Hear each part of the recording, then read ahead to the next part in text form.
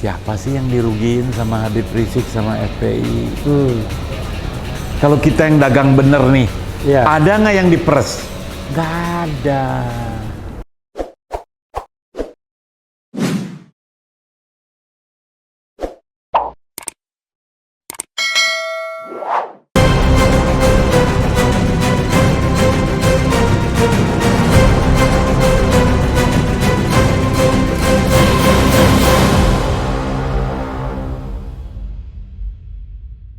Ini dicecar suwe.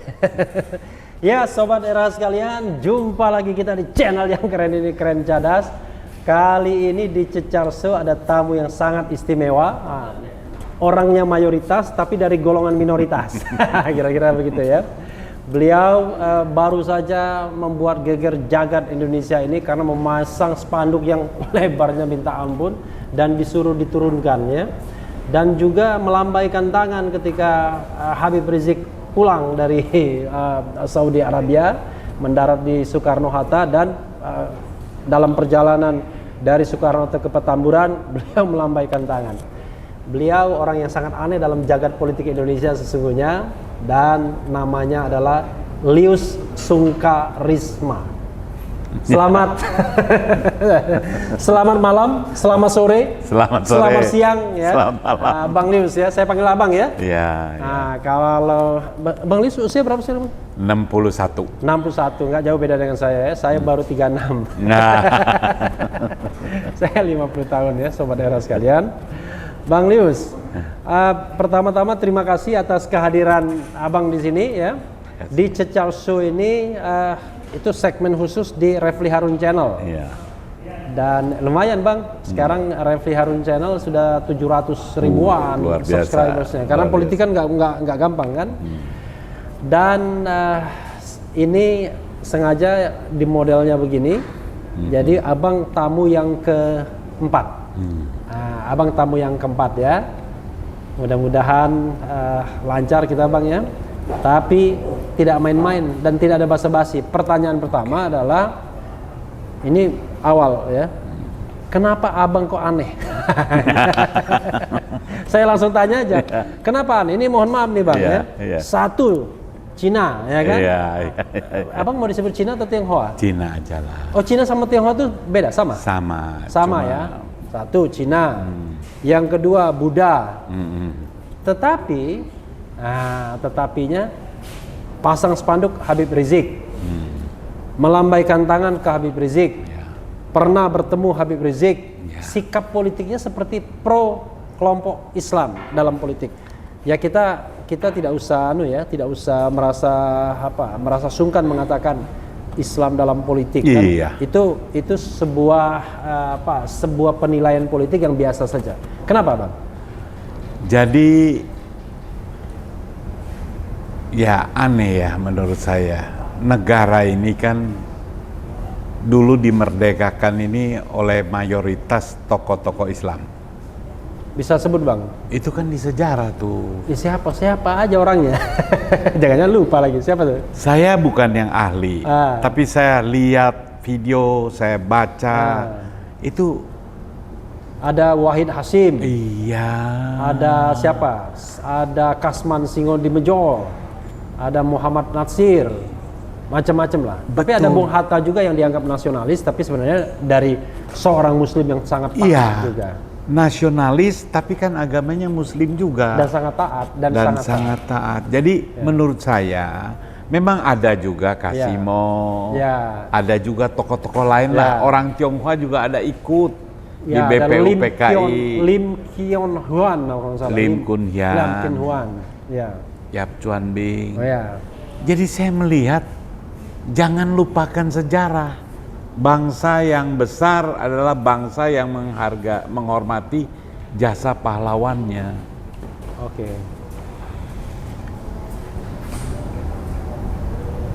Orang bilang Islam nggak didiskriminasi, katanya. Memang nggak didiskriminasi. Tapi berapa orang-orang yang peduli terhadap nasib negeri ini, tokoh-tokoh Islamnya, itu kok saya rasa miris juga gitu. yang paling kelihatan itu Habib Rizik Syihab. HRS ya. HRS. Saya lihat salahnya apa sih? Waduh, kayaknya jelek banget ini orang. Saya tanya. Abang merasa bahwa framingnya begitu ya? Iya dong. Kita lihat sampai hari ini. Nah, cuma saya tanya, kumpul sama teman-teman nih, siapa sih yang dirugiin sama Habib Rizik sama FPI? Kalau kita yang dagang bener nih, ada nggak yang diperes? Nggak ada. Jadi yang kena itu pengusaha-pengusaha biliar yang ada minuman kerasnya, yang ada prostitusinya, itu digerebek.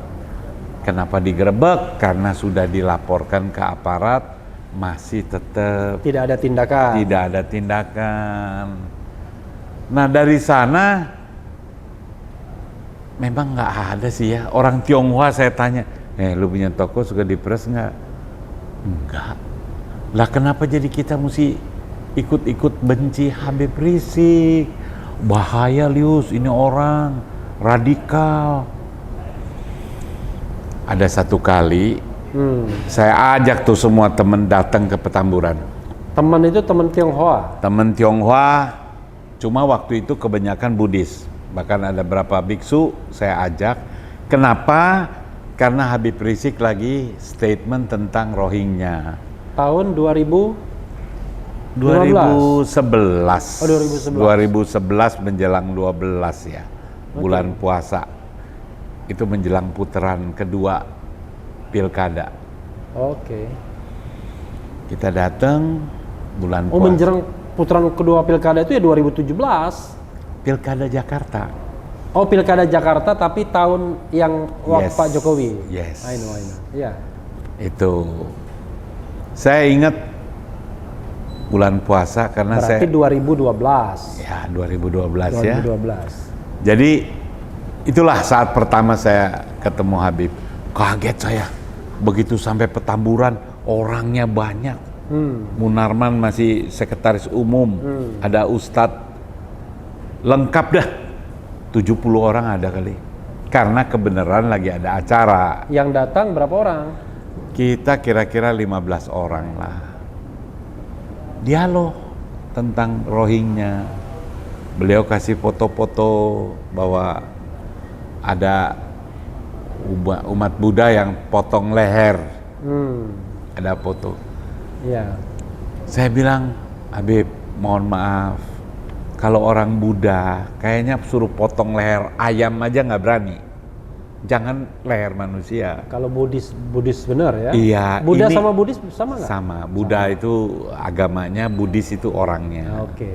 Jadi saya bilang nggak akan ada yang berani potong leher.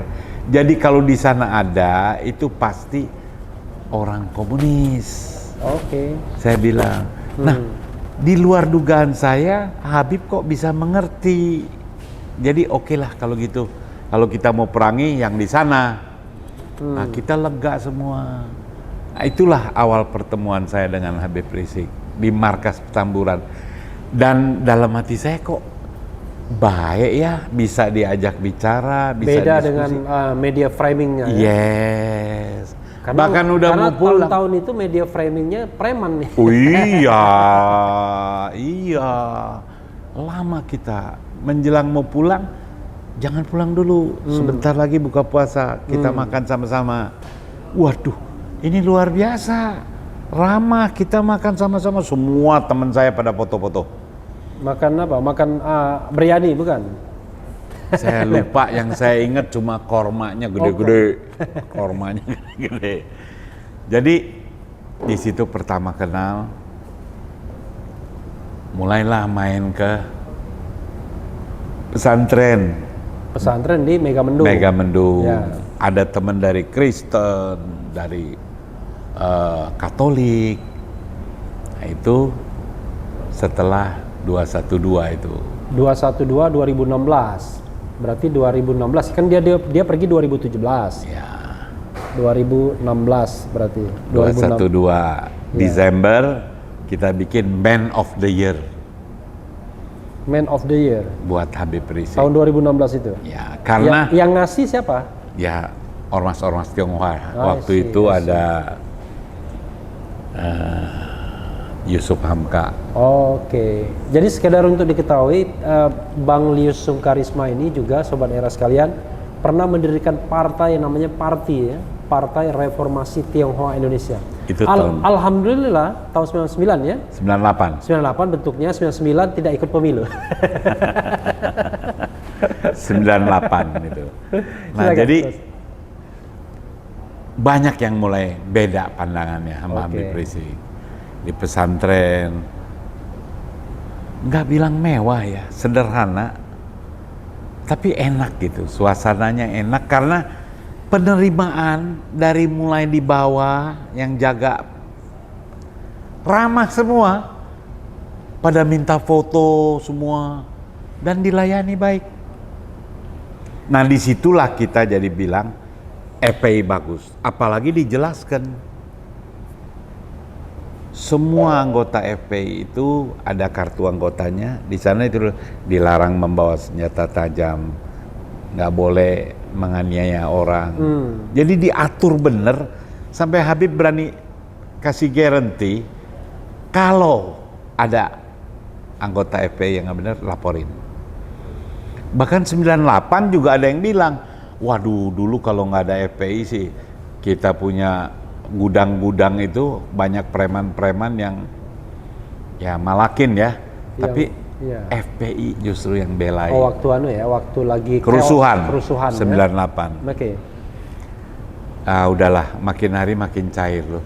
Jadi Habib itu bukan kita anggap sesuatu yang menyeramkan, bahkan kita selalu menjelaskan ke yang lain-lain. Coba lu kalau ada yang dirugikan oleh FPI dan Habib Rizik, kasih kita.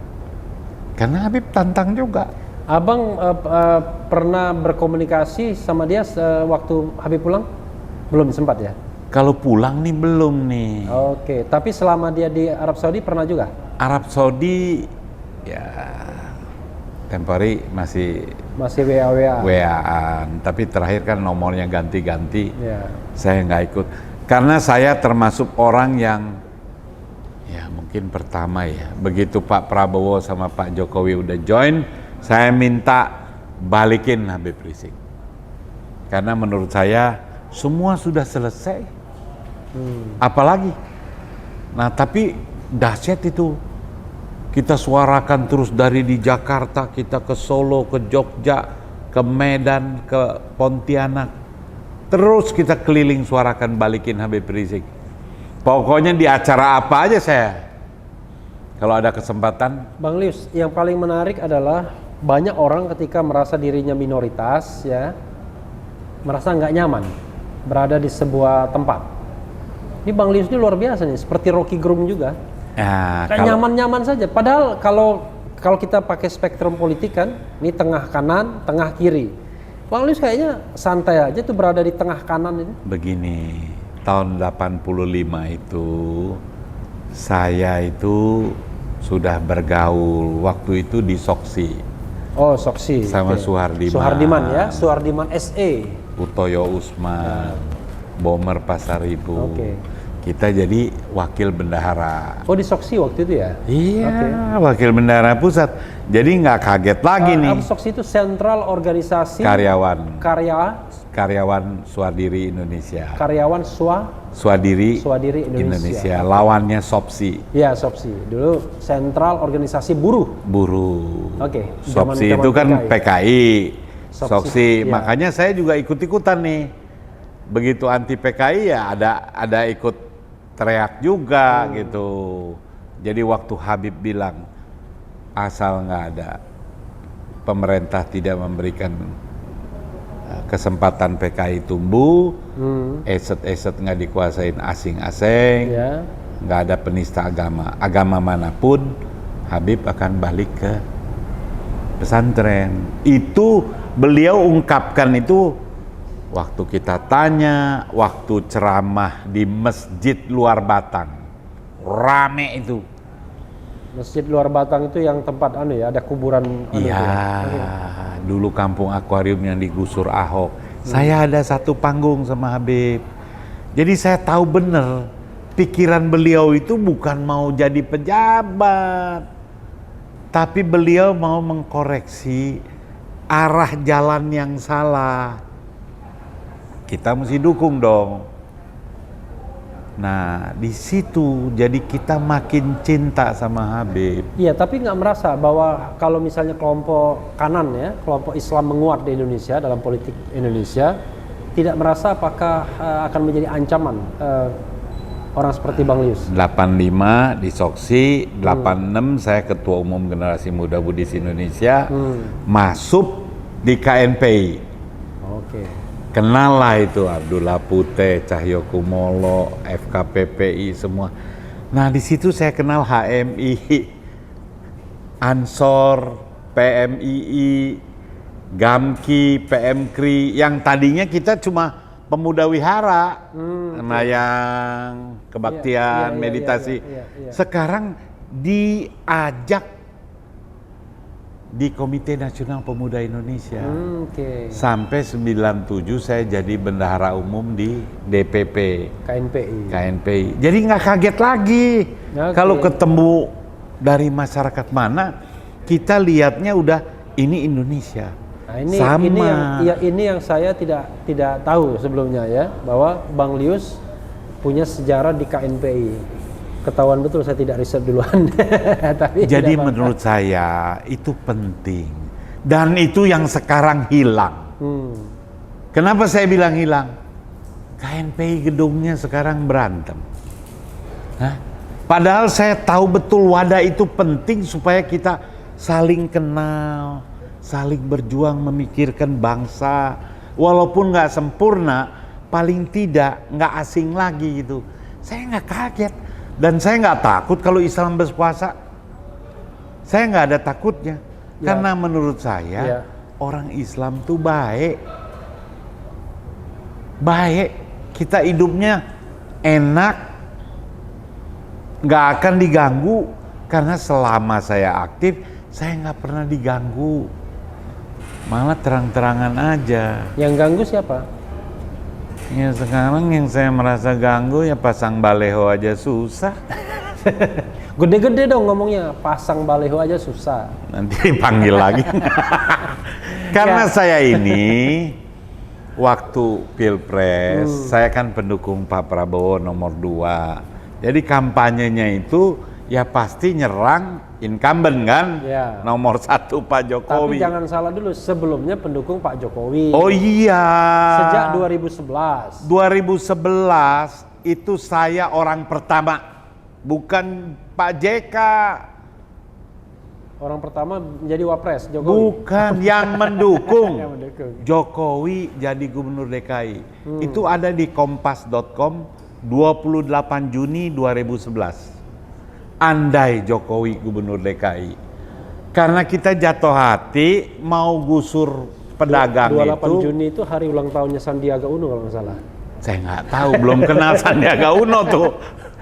Cuma saya lagi demo di Gajah Mada yang buruk memperjuangkan larangan parkir 24 jam oleh Foke. Itu tukang parkir minta tolong saya, Pak Lius, ini kita besok mau makan apa nih? Nggak boleh parkir 24 jam tuh pelangnya. Saya bilang lu lawan, lu kan juga logonya DKI. Waduh, lawan gubernur. Saya pimpin tuh tukang parkir tuh 2011, lawan Foke. Nah dalam demo itu saya ada sebut andai Jokowi gubernur DKI. Sampai akhirnya saya bisa ketemu lah. Waktu itu Anda itu karena sudah melihat di Solo. Di Solo, saya lihat kok oke banget. Pejabat ini mau gusur orang, itu bisa ngajak makan sampai puluhan kali. Jadi kita jatuh hati nih, andai Foke mau larang parkir itu, tukang parkir diajak ngomong, problemnya diselesaikan, itu kan nggak ada keresahan. Nah, disitulah saya jatuh hati Jokowi, jadi pendukung. Oke. Ya, saya balik lagi ke Habib Rizik tadi ya. Kenapa alasannya pasang spanduk berapa itu? 5 kali 8 meter. 5 kali 8 meter di mie ayam makar. Nanti soal makar saya akan tanya lagi. Ya. Damai Bib, damai itu indah. Damai itu indah. I love you, Bib. I love you, Bib. Ya kan? Damai itu indah. Atau damai itu indah, I love you, Bib ya. Gede, damai itu indah, di bawahnya itu I love you, Bib. I love you, Bib. Nah, I love you, Bibnya begitu. Ada gambar hati. Ada gambar hati. Iya. Apa alasannya ya? Oke, tadi kan sudah menyebutkannya, tapi kan alasannya spesifik. Tiba-tiba muncul dengan ide spanduk yang gede, minta ampun, dan juga viral di media massa, suruh turunkan. Saya nggak tega betul gitu. 3,5 tahun mau pulang susah. Udah pulang, dijemput umatnya begitu bludak, dituduh macam-macam, mau diperiksa polisi, spanduknya diturunin tentara. Ini apa? Karena saya ngerti tentara tuh nggak untuk itu. Iya. Tapi kan orang bilang lu gila lu ya. Tentara lu lawan. Saya bukan lawan, saya ngingetkan. Damai itu indah itu tagline dari tentara. Zaman Kodamnya Pak Bibit. Indah karena setiap tikungan dulu di koramil-koramil di kelurahan ada spanduk. Damai itu indah. Logo Jaya, Kodam Jaya. Itu membekas di otak saya. Lah kenapa sekarang ada tokoh ulama yang kalau menurut saya di tanda petik ya, itu dibikin terlunta-lunta itu 3,5 tahun. Saya nggak tega karena saya bayangin kalau diri itu kena saya, mau pulang nggak boleh, dituduhnya saya overstay, mesti bayar denda, mau bayar denda juga nggak bisa. Ini udah nggak adil, karena saya ingat negara itu harus melindungi segenap tumpah darah. Habib ini warga negara Indonesia, bukan warga negara Indonesia biasa. Pendukungnya banyak, dibuktikan pada saat beliau pulang. Nah jadi sedihnya balehonya mesti turun. Lalu baliho diturunkan, Bang Lius naikkan yang lain. Saya naikkan kenapa? Saya minta izin. Karena kan dibilang ini baleho liar, nggak ada izin. Kita minta izin. Oh ada izinnya? Ada, dari Dispenda. Dan isinya juga saya tahu lah, yang menyejukkan lah. Damai itu indah. Tidak ada provokasi ya? I love you, Bib. Itu memprovokasi juga supaya orang mencintai Habib. Oh, memprovokasi untuk kebaikan. Untuk kebaikan. Juga mengingatkan Kodam itu. Jangan lupa dong tagline-nya. Damai itu indah. Apalagi Habib sudah membuka diri. Dialog. Ya kenapa sih? Susahnya apa sih? Bikin coffee morning. Kumpulin tokoh-tokoh yang berseberangan. Nanti Habib kita undang ke sini. Aduh, cakep. Sekalian Pangdamnya juga ada. Nggak, jadi sekalian tuh ada pembicaraan. Mudah-mudahan Pak Maijen Dudung Abdurrahman ya kan mau juga kita undang ke sini kan. Harus mau Pak. Bapak itu tentara. Tentara itu mengabdi kepada negara. Bapak nih dapat panggung kayak gini harus dimanfaatkan. Berikan penjelasan. Udah nggak ada yang jadi kecil lah kalau niatnya baik. Nggak ada yang jadi kecil, datangnya siapa ke siapa itu nggak urusan. Jadi kalau datang di sini bicara bukan jadi kecil. Ini dihargai kenapa? Refli Harun ini salah satu tokoh juga yang selalu. Bang, kalau mau promosikan jangan kesana ke sini. Oh, ke sini ya. Iya bener, ini bagus juga, ada yang berani bikin forum seperti ini. Ya resikonya kan ada juga, kalau penguasa marah gimana? Kepleset sedikit diincar gitu. Itu nggak boleh, kepleset dinasehatin. supaya rakyat ini jangan lagi ada rasa takut. Saya pasang spanduk bukan diturunin. Ada yang salah yang mana dibilangin, kalau kurang diganti. Apalagi sudah ada izinnya. Iya, itu jadi kita senang. Jangan bikin rakyat jadi takut. Anak saya takut, Pak, nggak berani buka dulu dah, banyak polisi, banyak tentara. Ini kan saya jadi sedih. Iya, sahabat era sekalian, memang kan mengingatkan nih, Bang Lius mengingatkan bahwa tujuan bernegara itu adalah untuk melindungi segenap bangsa. Iya. Jadi mau dia Islam, mau dia Kristen, Buddha, Hindu, Konghucu, semuanya harus dapat perlindungan negara. Betul. Kira-kira begitu. Betul. Dan juga hak untuk berpolitik. Sama boleh, beda juga boleh sama pemerintah. Benar. Saya banyak beda. Ya, banyaklah kelompok yang masih dukung Jokowi. Saya udah ke Prabowo. Tapi kita tetap berkawan, ketemu nggak masalah. Nah, yang sekarang agak kurang paham itu orang-orang yang nggak ngerti politik di sosmed itu ngocehnya sembarangan.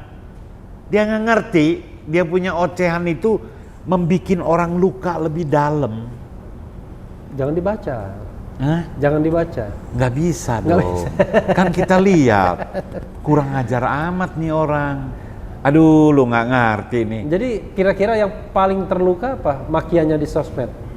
Kalau ke saya nggak sakit, saya udah biasa. Oh, udah biasa. Orang maki saya udah ketawa. Maksudnya maki ke tokoh-tokoh yang punya pengaruh. Termasuk Habib Rizik ya? Ya jangan, jangan.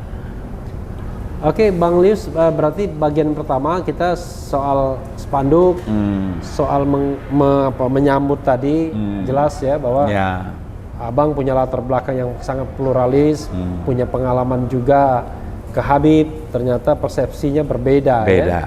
Gitu. Dan menurut Abang, setelah Habib Rizik tidak berubah, atau lebih baik, atau bagaimana? Habib Rizik pasti akan lebih baik.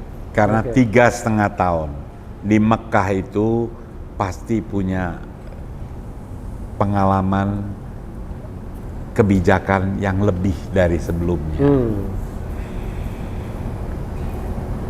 Saya lihat beliau sudah minta dialog. Ini mesti diterima lah. Bahasanya dialog dan rekonsiliasi. Dialog ya? dan rekonsiliasi itu luar biasa. Saya bayangin itu. Mudah-mudahan salah satu kesempatannya dialognya di sini. Coba kalau kita dialog melulu, kan sebenarnya kan nggak akan kacau negara ini. Orang marah-marahnya di dialog. Ya. Betul. Tapi dialognya jangan dibatasi durasi. Iya. Kalau baru ngomong 1 menit, 2 menit, durasi kan susah. Gitu. Di sinilah udah cocok lah. Karena apa? Ini Bung Refri Harun kan relatif di tengah juga. Saya suka ikutin. Ya nggak dukung orang, tapi dukung negeri. Jadi boleh dialog di sini. Kenapa nggak berani? Harus itu. Saya lihat nggak ada salahnya loh. Kalau di TV kadang durasi ya. Kalau boleh di sini, juga di TV boleh. Boleh. Maksud saya jangan takut berdialog lah. Musyawarah, kita mufakat, kita jalan. Nggak usah dendam-dendaman. Kita punya musuh ini kan kemiskinan, COVID. Ini kan semua masih problemnya masih sangat banyak. Jangan buang waktu ribut-ribut. Aduh, baleho. Siapa yang mau bikin baleho silakan. Tapi isinya jangan menyinggung orang lain. Satu, yang kedua ada izinnya tetap. Ada izin. Sebenarnya izin juga aneh. Kalau menurut saya aneh. Ungkapan perasaan. Ya. Itu dijamin Undang-Undang Dasar 45. Izinnya itu kalau dia menggunakan public spare. Yes. Tapi kalau tempat pribadi yang nggak usah. Iya. Jadi public spare. Jangan dipersulit. Termasuk sekarang nih Wali Kota Bogor itu Bima Arya udah jangan dong. Orang udah dirawat di rumah sakit, dia udah bikin swab mandiri, mau di swab lagi. Janganlah menimbulkan kecurigaan macam-macam. Presiden kan udah bilang itu rahasia, nggak boleh diumumkan hasilnya. Ya udah cukup lah. Jadi, maksud saya stop. Sobat Era sekalian, itu ada kekhawatiran juga ya dalam perspektif Habib Rizik, ada kekhawatiran malah bukan Habib Riziknya yang khawatir, para pendukungnya juga bilang, waduh ini mau diapain nih? Udah 3,5 tahun dibikin nggak pulang, sekarang udah pulang, kok kayaknya dicari terus. Jangan, ciptakan suasana yang kondusif, baik, enak itu nanti cari duit gampang, nggak ada orang marah-marah, susah, ayo kita bantu rame-rame.